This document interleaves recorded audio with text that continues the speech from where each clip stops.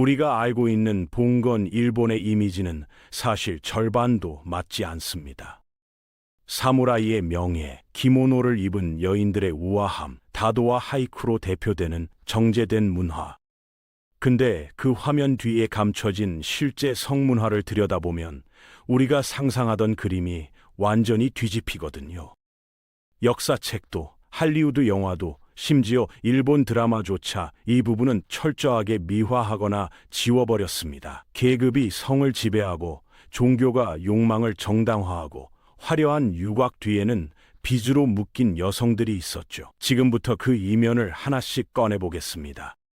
봉건 일본에서 당신이 누구와 잘 수 있는지는 당신이 선택하는 게 아니었습니다. 태어난 신분이 결정했죠. 귀족 남성은 본처 외에도 여러 명의 첩을 둘 수 있었고 그게 오히려 권력의 상징이었습니다. 반면 여성에게는 그런 자유가 단 한 조각도 주어지지 않았어요. 같은 지붕 아래 살면서도 남편이 몇 번째 여자를 들이는지 지켜봐야 했던 겁니다. 그런데 흥미로운 건 하층민 쪽이에요. 농촌의 평민 청소년들은 오히려 귀족보다 자유로웠습니다. 가문의 체면도, 정략 결혼의 압박도 없었으니까요. 같은 마을 안에서 여러 관계를 자연스럽게 맺고 헤어지는 게 일상이었죠. 반면 상류층 자제들은 첫 만남부터 마지막 이별까지 가문의 허락이 필요했습니다. 성생활조차 집안 어른들의 감시 아래 있었던 거예요. 결국 봉건 일본에서 성적 자유란 돈이 많을수록 줄어드는 역설적인 구조였습니다. 가진 게 많을수록 잃을 것도 많고 지켜야 할 체면도 많았던 거죠. 개인의 욕망보다 가문의 이익이 언제나 먼저였던 사회, 그게 봉건 일본의 민낯이었습니다. 성은 개인의 것이 아니라 사회 시스템이 관리하는 자원이었던 셈이에요. 사무라이 하면 뭐가 떠오르세요? 칼, 명예, 충성. 대부분 그 이미지로 멈추죠. 근데 실제 사무라이 문화 안에는 우리가 전혀 몰랐던 규범 하나가 존재했습니다. 바로 휴도, 한자로는 약중도라고 쓰는데요. 직역하면 젊은이의 길입니다. 근데 이게 단순한 수련 과정이 아니었어요.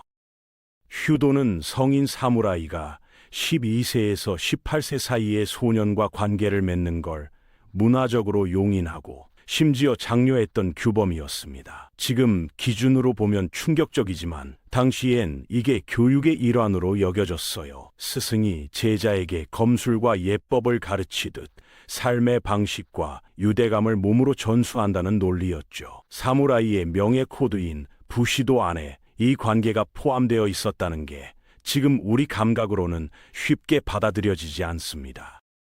중요한 건 이 관계가 단순한 성적 행위로만 규정되지 않았다는 점이에요. 전쟁터에서 등을 맡길 수 있는 신뢰, 목숨을 건 유대, 사무라이들은 그 감정적 연결이 이 관계에서 비롯된다고 믿었습니다. 우리가 영화에서 보던 냉철하고 금욕적인 사무라이의 이미지, 그건 후대가 만들어낸 편집본이었던 겁니다.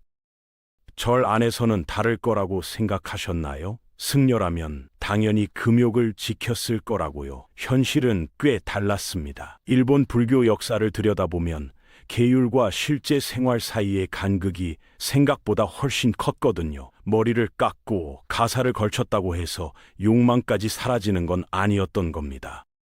일부 선승들은 아예 금욕 자체를 정면으로 비판했습니다. 욕망을 억누르는 게 깨달음이 아니라 욕망을 있는 그대로 바라보는 게 수행이라는 논리였죠. 그 논리 안에서 성적 관계는 죄가 아니라 수행의 연장선으로 해석됐습니다. 특히 젊은 남성 제자와의 관계가 기록에 자주 등장하는데 이걸 단순한 타락으로만 볼 수 없는 이유가 바로 그 사상적 배경 때문이에요.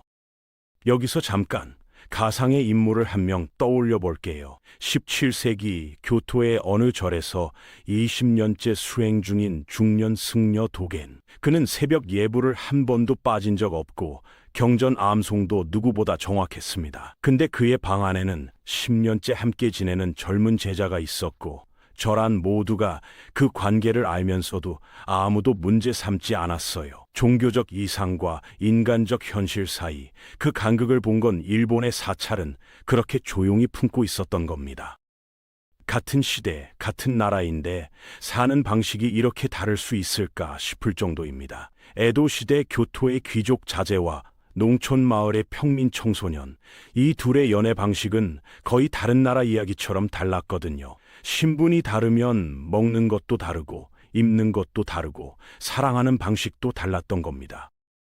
농촌 청소년들에게 연애는 그냥 삶의 일부였습니다. 같은 마을에서 자라고 같이 밭을 갈고 저녁이 되면 자연스럽게 어울렸어요. 가문의 허락이 필요하지 않았고 중매인도 없었습니다. 관계가 시작되고 끝나는 것도 본인들이 결정했죠. 지금 기준으로 봐도 꽤 자유로운 방식이었어요. 물론 마을 공동체의 시선은 있었지만 그게 도시 상류층의 가문 압박과는 차원이 달랐습니다.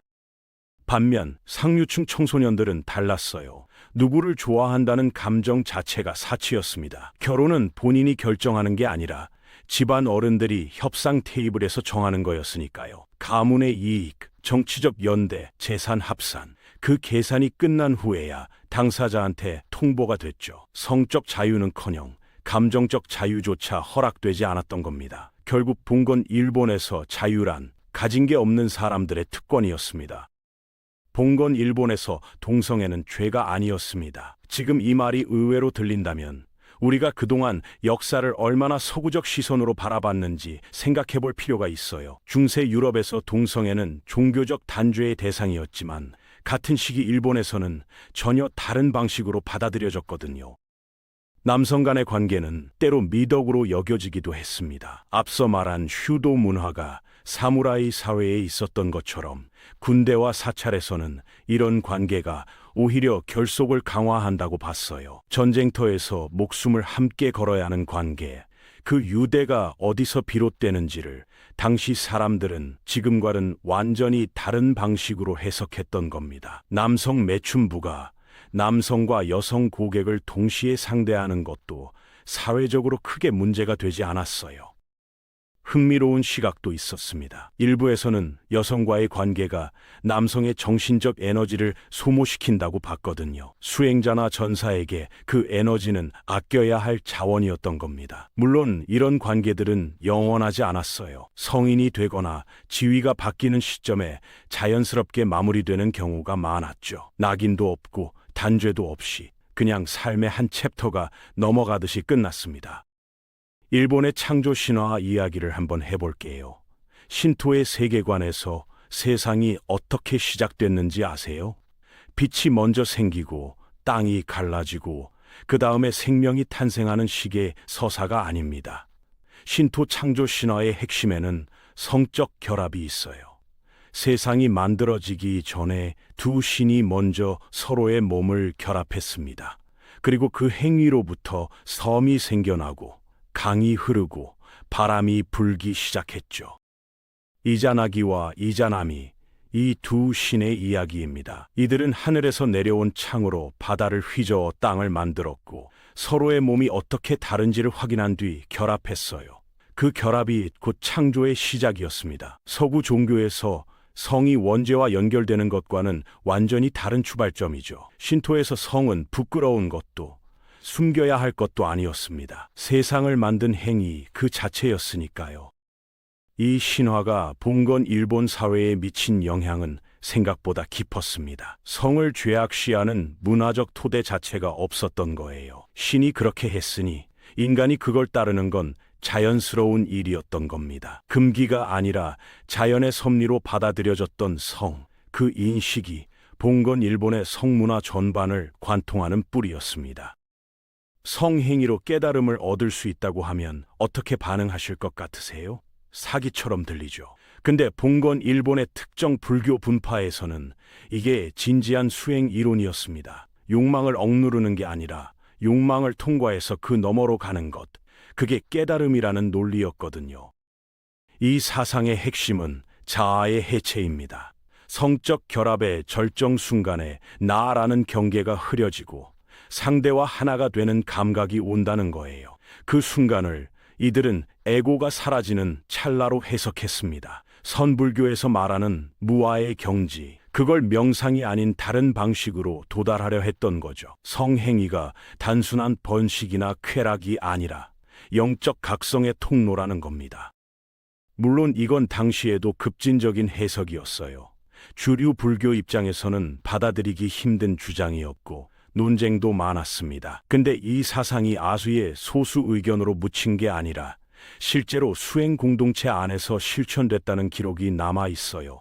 행위 자체가 선행이고 그 과정이 곧 수행이라는 믿음, 종교와 성이 이렇게 정면으로 결합된 문화는 세계사적으로도 흔한 사례가 아닙니다.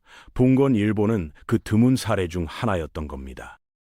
봉건 일본의 성산업에도 계급이 있었습니다. 그것도 아주 촘촘하게요. 지금으로 치면 편의점 아르바이트와 대기업 임원 사이의 간극만큼 당시 유곽 안에서도 위아래가 명확하게 나뉘어 있었거든요. 단순히 돈을 더 받고 덜 받고의 문제가 아니었습니다. 존재 자체가 다른 계층이었어요. 최상위에는 오이란이 있었습니다. 이들은 단순한 성노동자가 아니었어요. 시를 짓고 악기를 연주하고 차를 대접하고 대화로 상대를 압도할 수 있는 교양인이었습니다. 고객이 돈을 낸다고 해서 바로 만날 수 있는 것도 아니었어요. 첫 번째 방문은 그냥 얼굴을 보는 자리였고, 두 번째는 인사를 나누는 자리, 세 번째가 돼서야 비로소 본격적인 만남이 이루어졌습니다. 그것도 오이란이 마음에 들어야 가능했어요. 거절당하는 고객도 있었죠. 이 시스템이 흥미로운 건 권력 구조가 단순하지 않았다는 점입니다. 돈 많은 남성이 갑이 아니었어요. 오이란 앞에서는 신분 높은 무사도, 돈 많은 상인도 절차를 따라야 했습니다. 유곽은 단순한 거래 공간이 아니라 철저한 의례와 격식이 작동하는 사교의 장이었던 겁니다. 봉건 일본이 만들어낸 가장 독특한 사회 구조 중 하나였어요.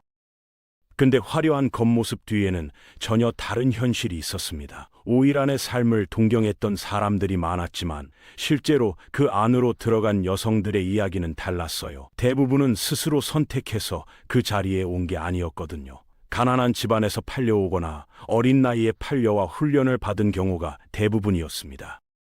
구조 자체가 빠져나오기 힘들게 설계돼 있었어요. 화려한 기모노, 정교한 머리 장식, 고급 화장품, 이 모든 게 여성 본인의 빚으로 계산됐습니다. 일할수록 빚이 쌓이는 구조였죠. 옷을 입을수록, 화장을 할수록 더 오래 그 안에 묶여야 했어요. 탈출구가 없는 미로 같은 시스템이었습니다. 장시간 노동은 기본이었고 몸이 망가져도 쉴 수 없었어요.